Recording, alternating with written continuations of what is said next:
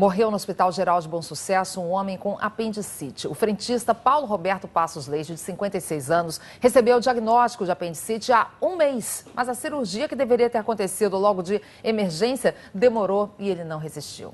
Parentes levaram Paulo Roberto até a emergência do Hospital Geral de Bom Sucesso. O diagnóstico foi esse aqui, apendicite aguda. A família estranhou que ele ficou internado 17 dias e não foi operado.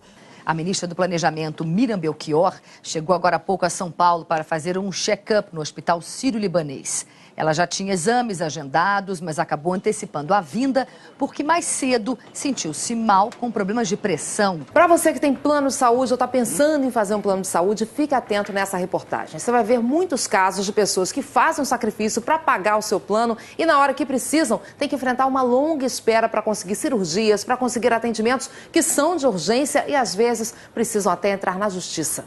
O plano de saúde custa cerca de R$400 por mês e sempre foi pago em dia. E quando chega essa hora, nada.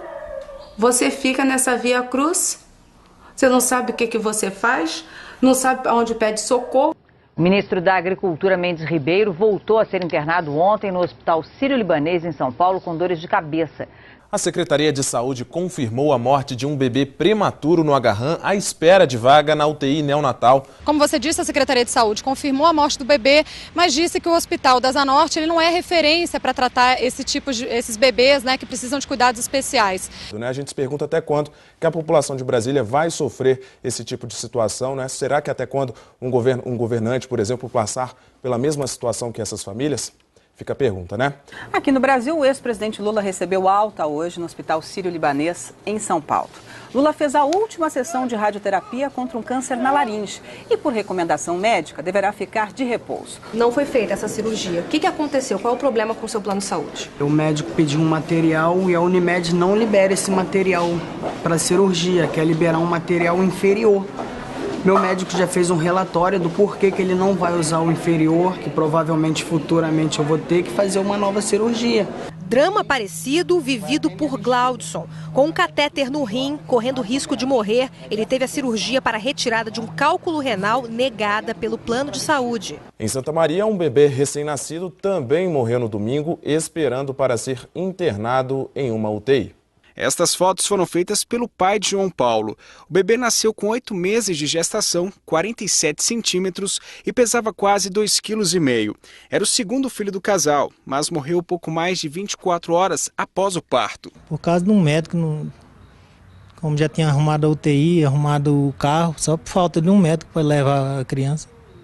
Eu ainda falei com o pessoal, disse, vocês vão deixar eu perder meu filho por causa de falta de um médico que eu pago no meu bolso o caso. Não, mas não tem jeito não. O senador pelo PMDB e ex-governador de Pernambuco, Jarbas Vasconcelos, descobriu por acaso que estava com obstrução nas coronárias e que teria que passar por uma cirurgia de emergência.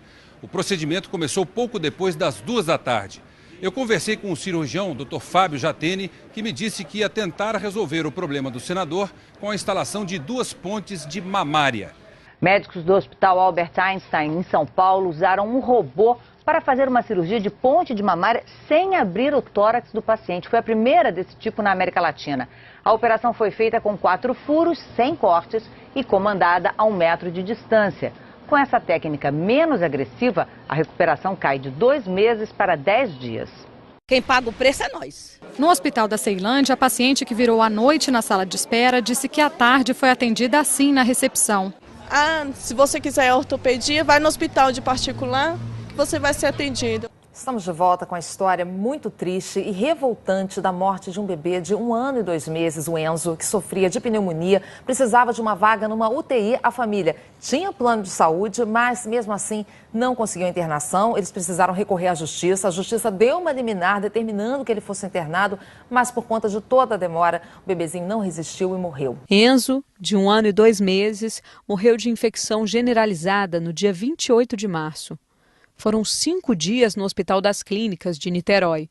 O bebê chegou no dia 23 com uma pneumonia. Depois dos primeiros exames, os médicos de plantão determinaram que ele fosse internado na UTI do hospital. Mas o plano de saúde contratado pela família A Amil negou a internação em UTI. O quadro só foi agravando. Ele teve uma parada cardíaca e não voltou mais. E todos os dias, não tem uma hora do meu dia que eu deixo de pensar nisso.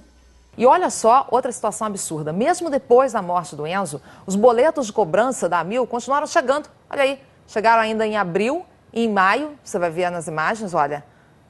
Mesmo depois que o menino morreu.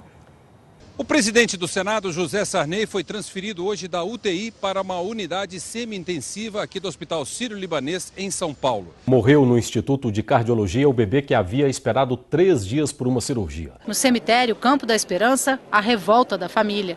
É uma dor, é angústia, é tudo ao mesmo tempo, né? Reinaldo Gianecchini, que teve alta hoje de manhã no Hospital Sírio-Libanês, em São Paulo. Segundo a assessoria de imprensa, ele já deixou o hospital. Ontem, Gianecchini recebeu a visita do ex-presidente Lula, que também faz tratamento contra o câncer.